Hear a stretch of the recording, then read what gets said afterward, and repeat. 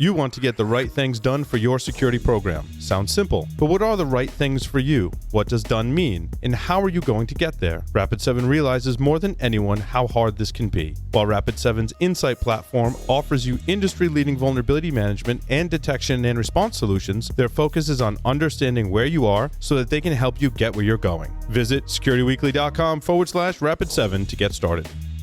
Welcome back, everyone, to Enterprise Security Weekly. Make sure you join our Security Weekly mailing list, find out about all of our upcoming webcast and virtual training announcements, and receive your personal invite to our Discord server by going to securityweekly.com/subscribe. Security Weekly is an official media partner for the virtual Blackhat 2020 event. To register and save $200, visit securityweekly.com/summercamp 2020. Click the register button. The discount code is 20SecWeekBH. Alongside Virtual Blackhat, we'll be running our conference micro interviews, you guessed it, virtually, an event called Security Weekly Virtual Hacker Summer Camp, August 3rd through the 6th. Options and pricing are available and are listed on the same website. Reserve your slot today. Steve Wylie is here with us, actually representing Blackhat today. He's a senior business leader with extensive experience in the event industry, leading highly regarded business technology conferences. His background includes launching new conferences focused on the latest technology trends, as well as running major industry events around the world, and is currently the Blackhat General Manager. Steve, welcome to the show. Thank you so much for having me on, guys. This is a lot of fun. This is well, I mean, it's kind of bittersweet, right? Because we're all missing our in-person appearance to Vegas this year. Obviously, COVID-19 put a damper on those plans. I guess Steve, give us a little bit of background on yourself and talk about some of the transitions that had to take place to make Blackhat a virtual event. Yeah, so obviously unprecedented times that we're all living through, and I think with our Blackhat USA event, we were kind of timing wise, we had a compressed time frame to flip it to a virtual format. We did that. We took a lot of consideration into doing that and making sure it was up to Blackhat standards. And I think you mentioned we're missing that experience, right? I think that was a big factor when we started planning for our virtual edition of Blackhat this year. Is how do we replicate as much of that experience as possible, right? So it's been an interesting. I guess it's been about three and a half months that we've been planning for the event. It's been interesting. There's been some learnings, but I think we're feeling really good where we are right now. Just a few days out from the event, and looking forward to getting things started off. But I think that experience is such a big part of it, and I think virtual events don't often do a great job of replicating that experience. So there was a couple of things that came into play for us when we thought about how we wanted to architect Blackhat virtual this year. First is content, right? People come to Blackhat for the content first and foremost. So we had an ambition to put as much of the same content that you would get at a Blackhat USA event into the virtual format. So that includes, we've got, over 80 2 and 4 day trainings sessions that are happening on the pre-conference days. So starting on the Saturday before Blackhat, running through Tuesday, we're doing all of those training courses. We've got 90 briefing sessions. We've got over 60 Arsenal tools that we'll be demonstrating. So a heavy content program, over 18 tracks.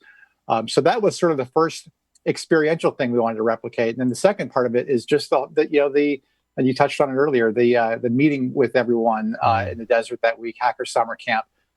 So we put a lot of thought into having a platform that was going to lend itself to good engagement and easy ways for attendees to connect with each other, attendees to connect with speakers, sponsors, et cetera. And in some ways, virtual platforms can be better at that. The example I like to use is after a session, how many people rush the stage to go talk to the speaker? And it's tough to do, right? It's tough to get some time with the speaker. You might only get a few minutes if you get any time. In a virtual platform, the speaker is very accessible if they want to be, and they could take those discussions, well into the evening if they want, because they're just easier to find. We don't have the physical limitations of not knowing where the person is, right? You can find them in the virtual platform if they decide to accept discussions in there. Yeah, and so there's some pros to it as well. It's interesting, Steve. If we talk about just watching the presentations, it's something that I have struggled with over the years. When you're at a physical event, the positive side of being there physically is you get to catch up with all your friends, right? And oftentimes you do that at the sacrifice of going to some of the talks you wanted to go to, right? I found over the years. With a virtual event, it's really nice. The positive side is I can go watch the talks, right? I mean, I haven't time to go watch the talk. I mean, because we do media coverage, right? It's hard for me to find time to go watch a talk. With virtual events, I'm kind of excited that I may actually get to watch a lot more talks than I have in the past. One of the biggest issues we hear from attendees is, we typically run 10 concurrent briefing rooms at Blackhat USA, and we have 10 concurrent rooms for a virtual event as well. You can't be in 10 places at once, right? So you have to select which talk you're going to go hit at that time slot, or to your point, go meet with your friends. With the virtual platform, you can do all of it, right? Because you can watch the sessions on demand if you don't want to watch the live feed, right? So after the sessions run live, they will be available on demand within the platform if they're in the past. Including you can access the content for 30 days after the event is even over. So if you've missed sessions, you can watch Blackhat content for weeks down the road and make sure you hit all the topics that you wanted to hit. That's awesome. Yeah. Also, in Vegas, it's usually a large venue and there's a lot of walking involved. I don't have to worry about, I wanted to see this track, and then the other talk I wanted to see is in the furthest point away, it always seems like, and I have to get over there, see 10 people that I haven't seen in a while and somehow make it to the talk. We don't have to have that issue with a virtual event, which is a bonus. No. Though I was looking forward to working off some of the COVID-15, but we'll have to call that a plus. Absolutely. Now, Steve, one of the things I've heard from a lot of folks is how do you replicate the interaction with the speakers? You talked about it a little bit, but how does the virtual platform allow you that engagement with the speakers afterwards? Is there like a speaker hangout room that people can go to? Because that's one of the big things I've been hearing from folks is, I want to be able to talk to that speaker afterwards. So how are you facilitating that through the virtual platform? Okay, so we took a kind of a multi-step approach for that. So for starters, we pre-recorded all of the briefings. So, and there's a positive to that, right? So the positive is that while the session is playing back, the speaker can be engaging with the attendees throughout the session. So the approach that we're taking is all of the briefings have been pre-recorded, and I can talk a little bit about that process because it's sort of interesting as well. At the end of the pre-recorded portion, the presentation part of the session, the feed will switch over to a live Q&A with video with the speaker. So not only do they have all that time to interact, engage with the speakers in the Q&A during the session, and it's a platform that has sort of the upvote, downvote questions. So if you see a question that you really like, you can help upvote it so it gets the speaker's attention. So the speaker in the chat window can be addressing some of those questions during the playback, and then when they go to the live Q&A, they can decide which questions were sort of most pressing during the session that they want to address in a live video format. So we've kind of taken some great care to figure that part of it out. Started off with pre-recording the session. So something we've been doing the last few weeks, which was interesting, is we've had camera crews around the world filming speakers. So we decided to do that to up-level the production quality. We didn't want it to feel like the typical virtual event quality. So a lot of the sessions were recorded in actual studios with professional film crews.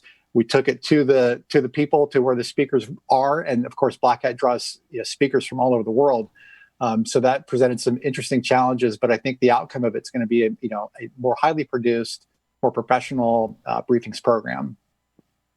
Well, I think that's interesting, right? Because if you think about it, we do this format all the time, right? We're Skype and Zoom.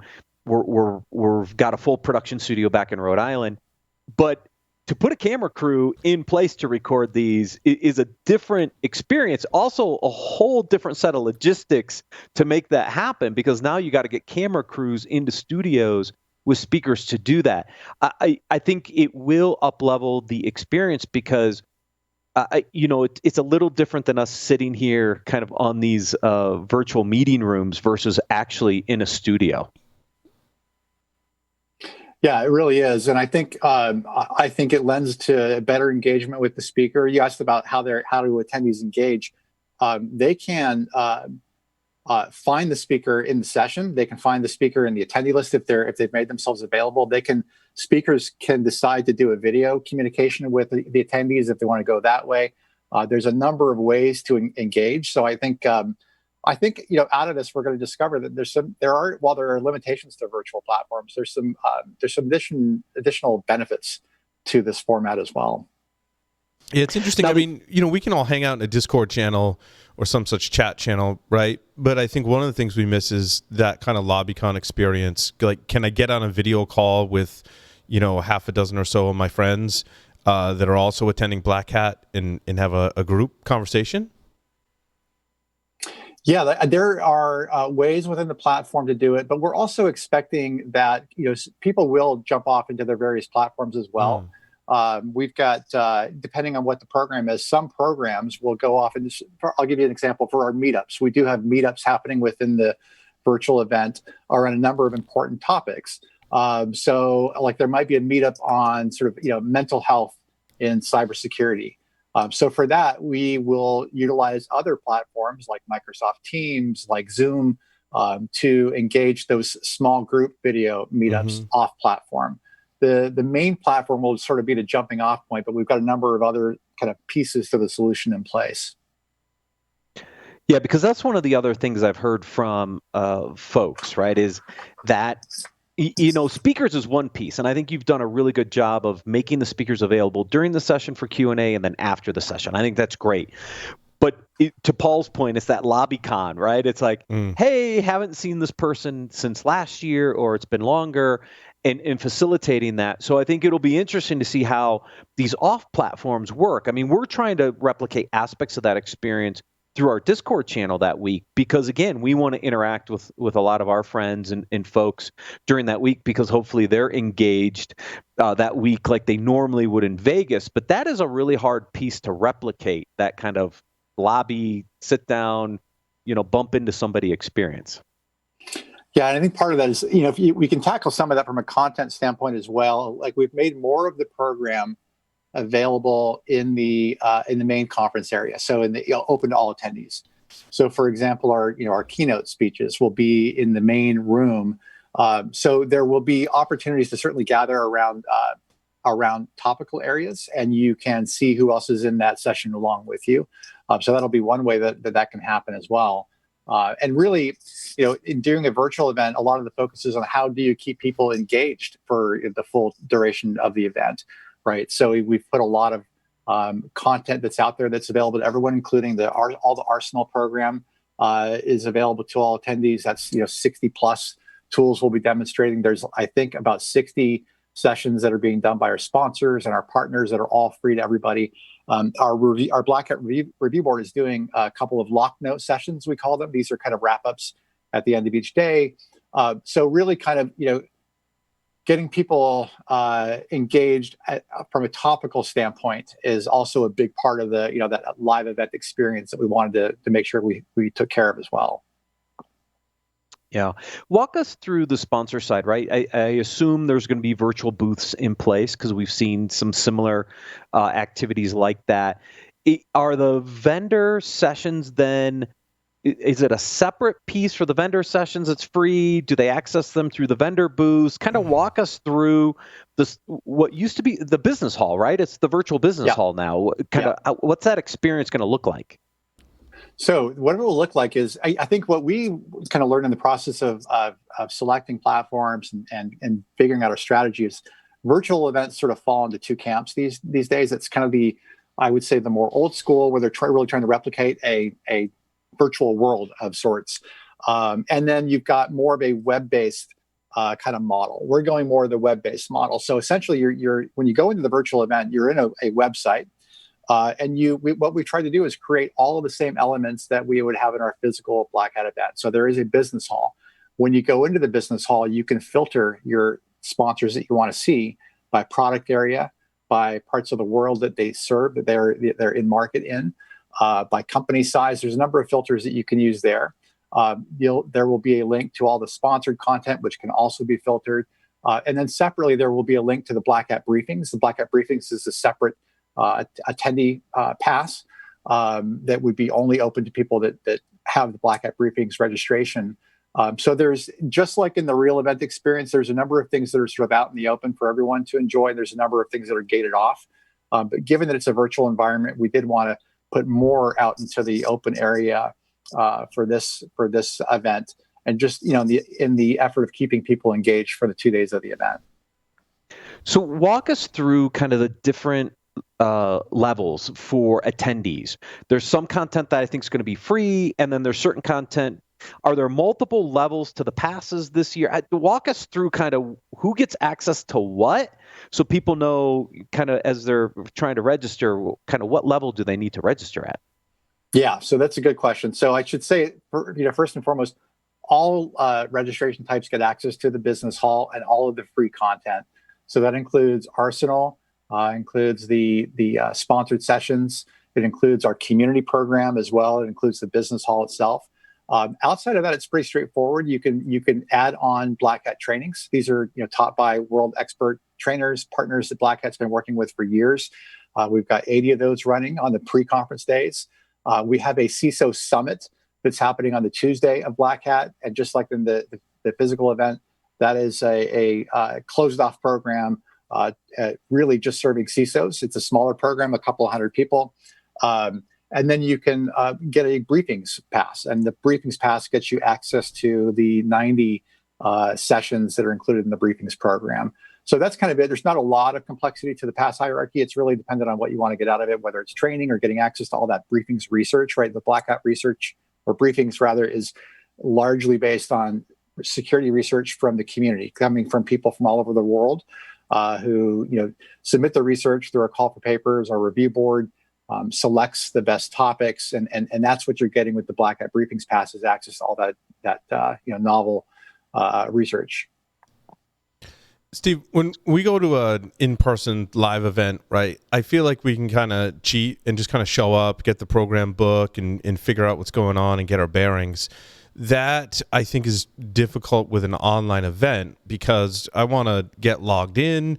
I want to make sure it works with my equipment. I want to make sure it works, my headset. Can I hear it? Can I see it? Where do I interact? How do I interact? It takes me a little longer to get my bearings remotely. And you've said that the event will be open up a certain period of time before, so that folks can test it out. If you can talk to that, that'd be awesome. Yeah. So what we're doing is we're going to open up the event a week before. So it gives attendees that opportunity to go in there, make sure that they understand the functionality and the features. You can also go in and book meetings, right? So if there's people you want to meet with, a vendor you want to meet with, et cetera, you can book meetings to happen during the live event. So that's another kind of plus to the virtual format, is you're not locked into waiting until the 11th hour where all the booths are still getting physically built out.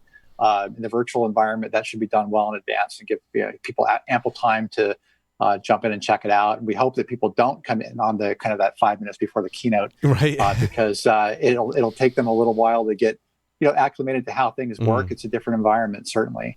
We want them to enjoy the keynote. We've got some great keynotes lined up this year, so we're really hoping they take full advantage of that. Yeah, could you highlight some of the keynotes that you have lined up for this year? Yeah, so we have, I would say, a major area of concentration this year at the event is around election security. That is part by design and part what came out of the call for papers. So we have 2 keynote talks, one on each morning of the event, each dealing with different perspectives on election security. So the first one is Matt Blaze, a well-known person in our community. He's doing a talk really around the security of electoral systems. So stress testing democracy, election integrity during a global pandemic. This is his topic. Matt is the McDewitt Chair of Computer and Law at Georgetown University. It's going to be a great kickoff session. On our day 2, we have a different perspective on election security. It's around misinformation, disinformation campaigns, a big part of what we're concerned about as we go into the next election, on the heels of the 2016 election in the U.S. So that second day keynote is being led by Renee DiRista. Renee is research manager with the Stanford Internet Observatory. So at a keynote level, we've got a 1-2 punch there with a very strong message. And then the briefings as well. These are the sessions that came through the call for papers. we've also got multiple perspectives on election security. So that starts with Chris Krebs, Director Krebs, with the Cybersecurity and Infrastructure Security Agency. So he is going to be doing a talk on election security, securing America's future, really looking at it from a federal government standpoint. His lens on that is, what is the federal government doing to secure our elections this year? We've got a number of other talks as well. We've got building a vulnerability disclosure program that works for election vendors. So this is coming more from the vendor side of things and what they're doing to secure these platforms. So all in all, I think election coverage is going to be probably the biggest theme coming out of the event this year. And thankfully, we've got a really strong program to support that, because our community is very concerned about the elections. We do, as Blackhat, we do our own research, running up to the event, and what we've found there is that our attendees, who, by the way, these are some of the most qualified security practitioners in the world, they have real concerns about the election this year, and I can give you some stats on that if you'd like, coming out of our research report. Sure. Yeah. So what we found from our community is that more than 70% said that disinformation campaigns, exploits, will have the greatest impact on the elections, with 69% expecting these exploits to emanate primarily from Russia. 85% believe that cyber threat actors will have at least some impact on the U.S. elections in 2020, with nearly 1/3 believing that the impact will be critical and that the results of the 2020 election will always be in doubt as a result. And then lastly, nearly 70% believe that voting electronically in any form is inherently risky. 73% that using mobile applications for voting is an inherently risky practice that cannot be secured. So some pretty strong statements coming from the security community around our election security. So, for me, I'm glad that it's a top of mind topic for us going into the conference. Sounds like me with my mobile banking app. I'm still a paper guy, so I'm a paper election guy too. That might be safe. Right. Yeah, right. Exactly right. Any other key sessions that you want to highlight that people should kind of look into? Obviously, you got a big track on election security, but any other kind of key sessions that maybe should be highlighted?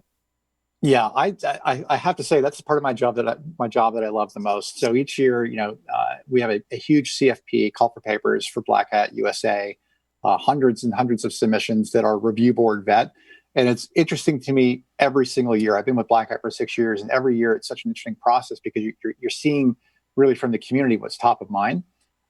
So there's always some themes that come out of it, some interesting talks. So what we saw this year is that we've got a really strong program. We've heard throughout the whole process with the review board vetting the sessions that we've got some great content this year, and it really covers the gamut. Election security is one, but we've got a strong program on mobile, specifically around Android. So I can give you some examples. I pulled out a few talks here that I think your audience might find interesting.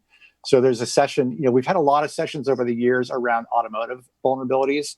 That just sort of keeps on going. And this year, it's a talk from a couple of researchers on Mercedes-Benz vulnerabilities that would allow an attacker to remotely unlock the door and start the engine. It seems that this particular vulnerability is impacting all Mercedes-Benz connected cars in China, which is estimated to be about 2 million cars. So another kind of sizable automotive vulnerability that needs to be addressed. We've got a session on satellite vulnerability. We've got a session on from a social engineering standpoint, a person impersonating themselves with an AI. So there's just a real cross section of great topics, and really covering the gamut of interesting areas that should be addressed. That's awesome. Yeah. I'm glad I have BMWs and not Mercedes-Benz. So. It seems like Tesla's been pretty well addressed over the years. We're switching to other, and then we of course had the big one a few years back. Charlie Miller, Chris Velasic with Fiat Chrysler, and vulnerabilities. Right? Yeah, the Jeep. That's right. Yeah. So it's this year it's Mercedes-Benz. Outstanding. Anything else you want to share with our audience, Steve, about this year's Blackhat event? I think a place I would probably close on is we've also got a strong community program. Blackhat's all about the content, of course, and we recognize that. We try to make sure it's always the best content available. Outside of that, there is also a lot of things impacting our community that we want to address. So we've been working on a community program over the last several years, and each year it gets a little bit bigger, a little bit bigger. And it's really to address everything from mental health in our community to alcoholism, to dealing with stress, to health and wellness. This year, we've got a concentrated focus on diversity. It's been a big topic within our industry over the last few years. Blackhat took a stand, early around Black Lives Matter, and we've taken some steps there to put some scholarships into place and really address, our industry, which is lacking diversity. And while Blackhat can't control that, we can certainly do our part to help and make sure that we're making the conference accessible to people from different backgrounds that might not have the means to be at the event. So we've got a number of scholarship programs in place this year. We've had some of our review board members have voluntarily given up their speaker stipend to sponsor students coming and checking out the conference. We've got the proceeds from our t-shirt sales in our retail store. And we're going to have a retail store in the virtual event, by the way. That's going to different charities as well. So we've really put a lot of effort around that, including making it a talking point at the conference, and really just wanting to be a thought leader in how we address diversity in our industry. Much the same way that we've been dealing with gender diversity over the last several years. I think Blackhat's also taken sort of an early and leadership role there that we feel like we're making some good strides on, and there's certainly work to do around racial diversity as well.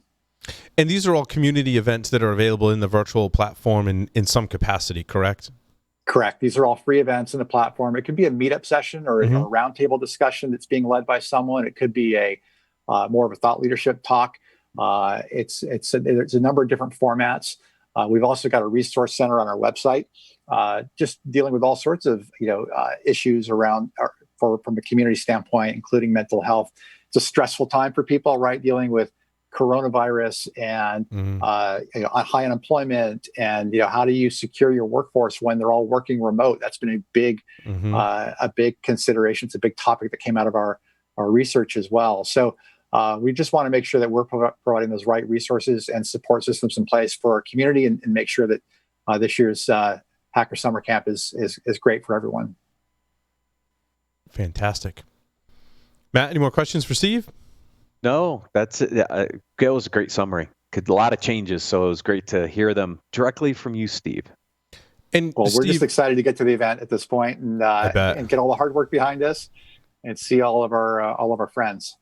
And so when is it available for people to log in and start testing? Do you have those dates kind of handy? Yes. So you can start logging in on Wednesday. That's the 29th of July. Okay. It's one full week before the conference. And then the platform will remain open for 30 days after the event. So you can continue to keep logging back in, downloading content, what have you. Outstanding. Awesome. Thank you, Steve, so much for appearing on this edition of Enterprise Security Weekly. Thanks so much for having me on, guys. And with that will conclude the show. Thank you, everyone, for listening and watching. We'll see you next time.